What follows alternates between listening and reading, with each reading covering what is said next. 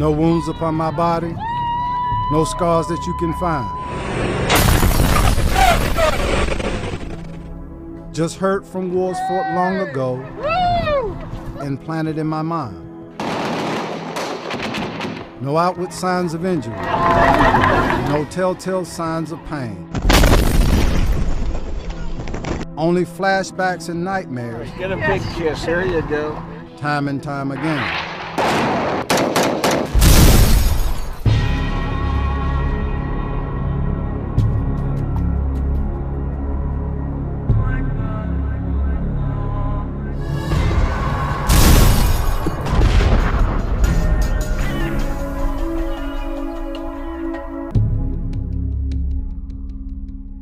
Many soldiers and Marines returning from combat zones in Iraq and Afghanistan struggle with post-traumatic stress disorder.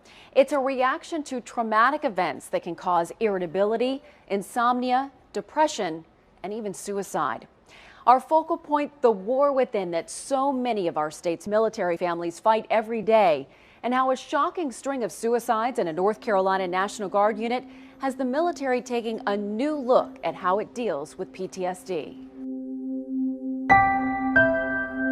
He was always just there for you, no matter what. Family and friends say Jeff Wilson was generous and hardworking. They say he was shy around strangers, but not around those he loved. He was always fun to be around. Everybody wanted to be around him. We always had a good time. Jeff joined the National Guard when he was a senior in high school. He just always said that was something he felt like he was supposed to do. He loved the Guard. He really did. He loved the Guard. Yeah. He deployed overseas 3 times. The 3rd time was in 2006. He went to Iraq with the 1451st Transportation Company based in Boone. The 3rd time was not going to be a charm. Jeff and the 1451st were just days away from going home when one of the unit's trucks hit an IED. The blast killed Sergeants Brandon Wallace and Joshua Schmidt. One of them blew up, one of them blew in half. Jeff said that one of them burned to death. It hurt them all. I mean, anytime a unit loses somebody, it's a member of the family gone. I mean, it ate at them. It ate all of them. Jeff and the rest of the unit left about a week later. They returned to the same stateside base where they mobilized for deployment. They were debriefed, given physical exams, and handled administrative tasks, such as signing up for veterans' benefits. They were there less than 10 days before being sent home. They didn't have time to really work through all the issues together as a unit, which helps out a lot. Unlike regular active duty soldiers who returned together to a military base, National Guardsmen and reservists returned to their hometowns. For Jeff, that was Cherryville, a town just outside of Lincolnton. It was come home, deal with it the best you can, and get on with it. But Jeff had trouble dealing with it. He didn't really want to talk about a lot of things. You know, he was just real distant. Jeff more or less clammed up, turned inside himself. Jeff spent more and more time at his job at a nearby buy low grocery store. He couldn't sleep, so he worked 24 hours. At times, they had to make him leave. Jeff began getting into arguments with his wife and with his boss. He was just kind of crumbling, but you didn't know to what extent. His family says Jeff was diagnosed with PTSD. They say doctors at Veterans Affairs Medical Centers administered tests and prescribed antidepressant medications and sleeping pills. They say it wasn't until more than 6 months after his return from Iraq that Jeff made an appointment at the VA to get counseling. But on December 10th, 2007, just days before his first counseling session, Jeff had a seizure. He didn't know who I was, he didn't know who his daddy was, and he wanted to fight. His parents called an ambulance and had Jeff taken to the hospital. When he got to the hospital, he had another seizure, and he got real combative then too. But an off-duty policeman come in there and talked to him, and he talked to him like a sergeant, like a drill sergeant. Jeff stood down for him. It's like the nurse at the hospital said, physically he's here, but mentally he's still in Iraq. And you could tell it. Jeff went into cardiac arrest the next day and then slipped into a coma. Doctors took him off life support several days later. An autopsy determined Jeff's death was a suicide caused by a drug overdose.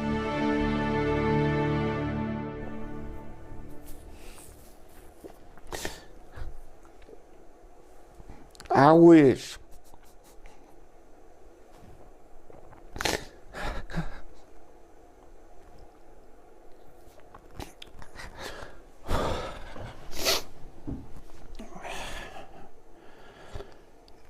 that I could have just talked to him. I wish that there was something I could have said. I feel like I let Jeff down when he needed me the most. The day before Jeff overdosed, Sergeant Jacob Blaylock, who served with Jeff in Iraq, shot himself in the head. He had switched trucks with Sergeant Wallace in the convoy just before the IED explosion. Blaylock felt responsible for Wallace's death. Over the next few months, 2 more soldiers who served with the 1451st also committed suicide. First Sergeant Roger Parker and Specialist Skip Brinkley. You get to the point where it's like, well, what's next? You know, who might be next? Jeff Wilson's family believes when National Guard soldiers return home, they need to be kept together for counseling for weeks or even months before returning to their civilian lives. You cannot bring a soldier home and get the soldiering part out of the person in just a couple of weeks. And you don't drill it out of them, you bring it out of them. It's just sad. It breaks my heart because Jeff was such a good person and he loved being in the Guard. He never regretted one day of being in the Guard, but yet when he come home and he needed them the most, they weren't there for him. I think the Guard, the North Carolina Guard, took it to heart and started a lot of programs internally to help out. Later, a look at some of those programs, but next, 2 Guard members who served with Jeff Wilson in Iraq and their ongoing struggles with PTSD. Normal everyday stress is one thing, but this is, it's a game changer. You're watching Focal Point from WRAL News.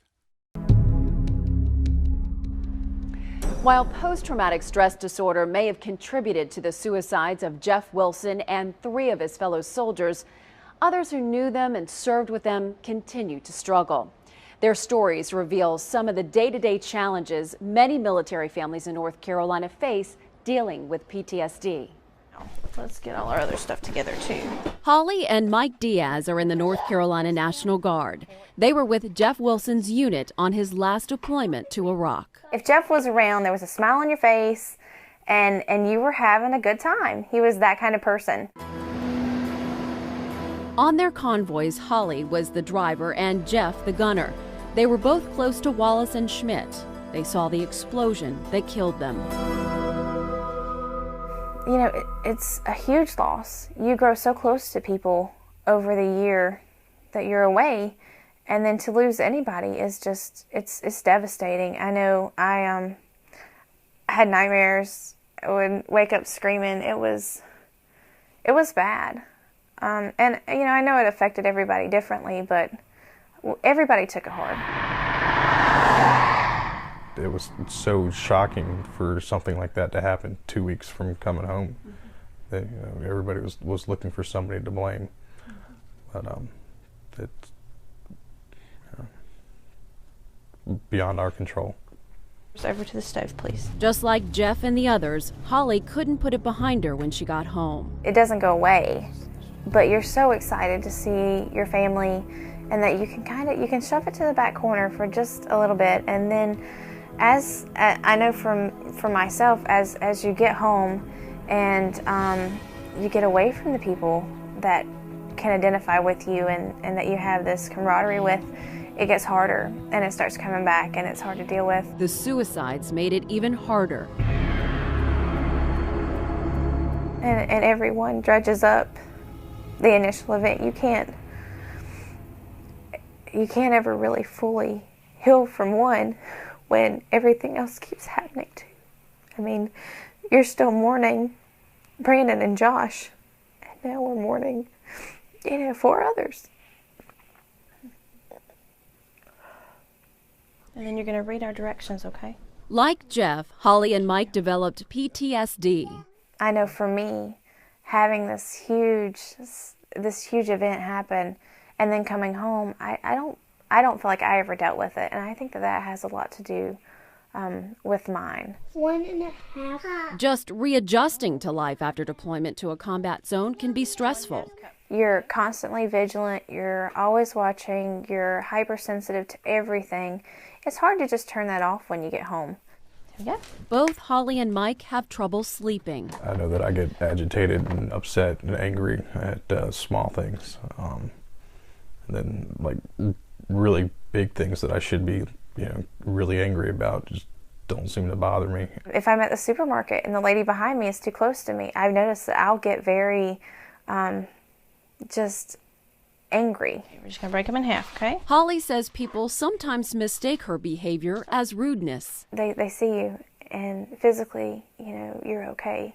It's hard for them to understand that something can be so, just kind of off kilter. Honey, give Sissy a piece of the Diaz's 7-year-old daughter has picked up on the problem. She'll tell us sometimes, well, Mommy, I wrote this down for you because I know you can't remember. Or, she'll, Mommy, I can tell you're having a bad day. Other family relationships have become strained. It gets to the point where I get so frustrated, I just want to shut down. The Diaz's are getting help from the VA through both group and individual counseling, and they have each other. It's made it bearable. I know that we've had our moments, and it's been very difficult with our limitations, but there have been points in our lives where we could have given up, and if it wasn't for Mike and the kids, I may have, and it's every day, it's just one step at a time. The Diaz's say the stigma of mental illness, of appearing weak, keeps many soldiers with PTSD from getting help. There is nothing wrong with having PTSD and seeking treatment. I know that there are some people that have told me, it's going to hurt my career. It's not, but not getting the treatment could. Next, the changing military mindset about PTSD. Everyone thought that once the deployment was over, then, they were back home and things were going to be great. You're watching Focal Point from WRAL News. Post-traumatic stress disorder was first identified and diagnosed 30 years ago. That helped advance treatment, but it also created a label and a stigma that's become a barrier for many soldiers needing help. Many veterans from Vietnam, Korea, World War II, and beyond have suffered from PTSD. It just wasn't called that until it was first identified and diagnosed in 1980. That was incredibly helpful because with a consistent diagnosis, that let us start doing treatment studies. We could compare treatments for medications and treatments in psychotherapy. New medications and therapies have been developed that are very effective at treating PTSD. The biggest obstacle is getting soldiers to seek treatment. There's a strong bias within the military to sort of in Army language, suck it up and drive on. Drink water, drive on. Many soldiers are also afraid that being labeled with a mental problem could hurt their careers. And the beauty of the program... Colonel Ed Crandall is chief of the Department of Behavioral Health at Fort Bragg's Womack Army Medical Center. He says the Army is working hard to combat that stigma. It's far better now than it used to be in terms of soldiers realizing that they can seek counseling in a career-safe environment, that they don't have to worry about their career ending. Are there soldiers who still believe that? Sure. Crandall says combat stress is a normal reaction to abnormal events. He says soldiers who suffer from acute combat stress are more likely to develop PTSD after returning home. Combat, by definition, is a horrific event that will change an individual. And even if they don't develop PTSD, they'll remember that event, and that changes you. Soldiers who develop PTSD are more likely to commit suicide. The Army's suicide rate reached a record high in 2009 and for the first time surpassed the rate among civilians. Beyond the Front is the title of the Army's newest suicide intervention training. The Army has ramped up its suicide prevention efforts with more education, outreach, and counseling. But those services aren't as easily available to members of the National Guard and Reserve who return to their hometowns instead of military bases. And those servicemen and women are often alienated from the soldiers they deployed with, leaving them few people to lean on for support. A lot of soldiers don't want their family or friends to know that they were having issues, so they hide it even more. That's one reason the Department of Defense and the National Guard launched the Yellow Ribbon Program. It requires National Guard soldiers who deployed together to reunite at 30, 60, and 90 days after their return. They just feel more comfortable talking with someone that has been there and done that and understand what they're going through. During the Yellow Ribbon events, Guard members get counseling, health screenings, and are linked to resources that can help them. Trying to provide them with as much information as we can is so that they can make this transition back into civilian life as seamless as possible. Families are encouraged to participate in the Yellow Ribbon program too. It changes the family dynamic when a service member returns with PTSD. So the Guard is working to connect families across the state with both military and community resources that can help. The Guard says it's much better prepared to help both soldiers and their families with PTSD than it was when Jeff Wilson and his unit returned in 2007. The situation then obviously was very different than it is today. There were things that we did not know. There were issues that were going to come up that we were not readily prepared to deal with. Next, helping the families of soldiers with PTSD. They feel lost, they feel overwhelmed.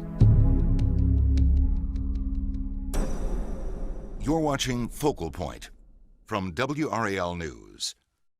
To hear the story of a local Vietnam veteran and his struggles with PTSD, and to learn more about PTSD and resources that can help, visit WRAL.com and click on News, then Documentaries.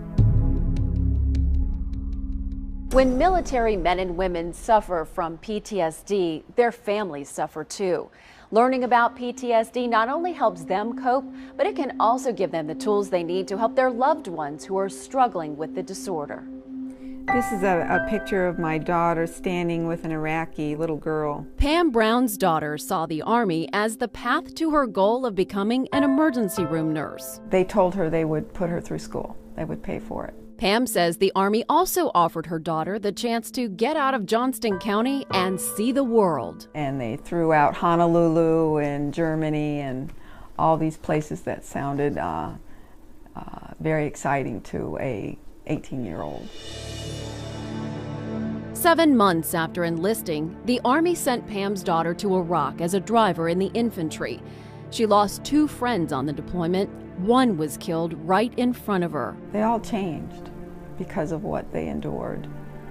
They had a very rough mission. Pam says her daughter developed PTSD. She is not the person I knew before she enlisted, and of course how could anybody be? Pam says her daughter suffers from depression, sleeplessness, and anxiety. To endure the hardships she has was very painful for me as a mother. She's very much abusing drug and alcohol, has nightmares, that's the sleep problems. So Pam joined the military family support group at Triangle Baptist Church in Raleigh. I haven't heard any suicidal thoughts lately. And it's people from like 50 miles around that'll drive because there's no support group in their area. Everything seemed fine the first 3 months, and then one day he walked out on me. I needed to know that I wasn't alone. He said, yeah, I could snap their neck in 2 seconds. And I said, son, you can't do that on the outside. You can't. You've got to learn to control your anger. And once I got into the group, I felt very relieved, very at home, because they were all going through the same thing. In addition to suicide, PTSD is linked to higher rates of divorce and domestic violence among military families. This support group offers an education in PTSD to help families cope. All family members need the education as bad or worse than the soldier does so that they will know how to know the signs and symptoms of PTSD and know how to handle it possibly, or where to get the resources and the help that they need.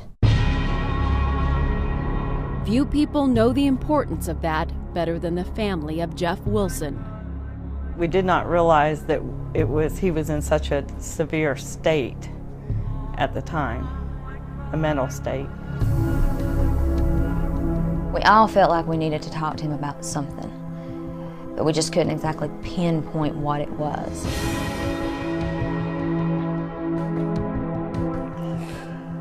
I don't feel like I've done enough because I did not know what to do.